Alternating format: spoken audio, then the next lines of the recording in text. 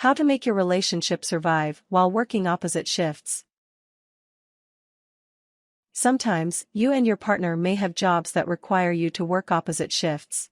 For example, one of you may be a nurse who works the overnight shift, so that you leave for work just as your partner is coming home from his or her day job in an office.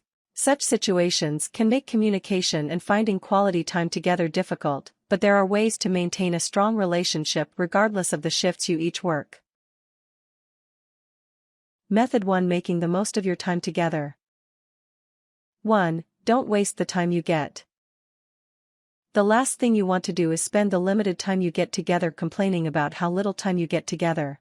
Treat your time together as precious opportunities not to be wasted. That said, spending a lazy afternoon, or mid-morning, or late night, doing nothing together is not necessarily wasting time. If you're spending enjoyable time together, it is time well spent. Sharing a meal together whenever possible offers one ideal way to communicate and spend quality time with one another. For example, if you work the graveyard shift and arrive home at 8 a.m., eat dinner with your partner as she eats breakfast before work. 2. Borrow from each other's time. When you work opposite shifts, each of you will end up with a lot of solo time, which can in fact have some benefits. Be fair in offering up some of this you time when it can be transformed into both of you time. As is the case in so many ways in a relationship, an equitable give and take is essential. Occasionally offer up some of your sleep time to share with your partner, and expect the same of him, her. Don't sacrifice too much sleep, however, or you will be more cranky with your partner and less productive at work. Work with your partner to save up vacation days so you can spend them together. Although you may work opposite shifts, you and your partner can schedule time off work or vacation on the same days, so that you can maximize the amount of quality time you spend together. 3. Make appointments with each other if important or serious topics need to be discussed. It may seem a bit much to have to pencil in times to talk to your significant other, but important discussions require both partners to be mentally alert and emotionally available. For example, if you bring up important topics when your partner arrives home tired from work, she may lack the energy and mental clarity to fully engage in a serious discussion. Instead, set aside a time that allows each of you to mentally and emotionally prepare for an important conversation, be it about money, family, or another topic. Actually, setting appointments can work for less serious matters as well. It can help you block out specific periods of time for the both of you to spend some enjoyable time together. 4. Don't compete with each other. When you work opposite shifts, it can sometimes seem like all your partner does is sleep, because that is what he or she is doing during your brief overlap times. You'll come home, see the sink full of dishes or the living room in disarray, and feel like you're the one doing all the heavy lifting in the relationship. If home chores actually are inequitable, try to remedy that. If not, try to understand how hard your significant other is working while you sleep. Divide household chores equally between you and your partner. Be realistic about each of your individual skill sets and the times of day or night you have to complete the chores, though.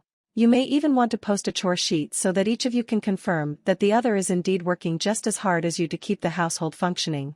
Consider hiring help to complete certain chores during acceptable hours if your partner lacks the skills to complete those chores. For example, if your partner has time off during the day, but lacks the skills to mow the lawn, hire a gardener or lawn care specialist to mow the lawn during daylight hours. You don't need your neighbors calling the cops on you because you're trying to mow by flashlight after midnight. Method 2: Dealing with your time apart. 1. Keep in touch. Modern technology provides many convenient options for sending along a quick hello or planning your upcoming time together. Even small gestures like a short text message or well-timed voicemail can help sustain each of you during long stretches apart. Although you may not be able to spend time together physically, you can still communicate by sending emails, text messages, or by calling each other throughout the day. For example, if you work the graveyard shift, call your partner during the last break of your shift as your partner is just waking up and beginning his/her day. Of course, if you do get the occasional chance to drop in while you know your loved one is on a break, take it. Even a few minutes of face-to-face time can provide a needed boost of energy and appreciation. 2. Establish rules for unilateral action. When you work opposite shifts from your partner, you will have no choice but to divide up some of the important decision-making responsibilities. The person at home during the daytime will primarily be put in the position of making quick decisions on subjects like finances, home repairs, and issues related to any children you may have. First and foremost, of course, you have to demonstrate trust in each other or your relationship isn't going to survive regardless of what times you each go to work. If you need to be consulted on or even approve every little decision that has to be made, then you may have a relationship problem that is bigger than working opposite shifts. That said, it makes sense to lay out some ground rules together for what decisions should and should not be made unilaterally by one of you while the other is unavailable for consultation at work. Perhaps, depending on your circumstances, changing your cable TV plan to get a better deal is okay, while trading in your car for a new one is not. Or, hiring a plumber to fix a leaky sink is a yes, while hiring a plumber to completely remodel your bathroom is a no. 3. Rely on your circle of friends for support. Few people can thrive when they have to spend long stretches separated from their relationship partner. While no one else can completely fill this void, you can manage some of the loneliness by turning towards other people you know and care about. If you have family nearby, spend more time with them when your partner is unavailable due to work. They can offer you support when you need it, or just someone to talk to comfortably. Also, think of the bonus points you can earn with your parents by spending more time with them. Partners in a couple often find themselves drifting away from their old, individual friends in favor of couple friends. One of the possible advantages of opposite shift relationships is that it is much easier to keep your own circle of friends. You can watch football or go bargain hunting with your friends without worrying if your partner will be bored or annoyed. If you find yourself turning down some of your limited time with your partner in favor of more time with your friends, however, you may have some deeper relationship troubles brewing. 4. Do something for you. If you have kids, you'll likely have no problem filling your time while your significant other is at work.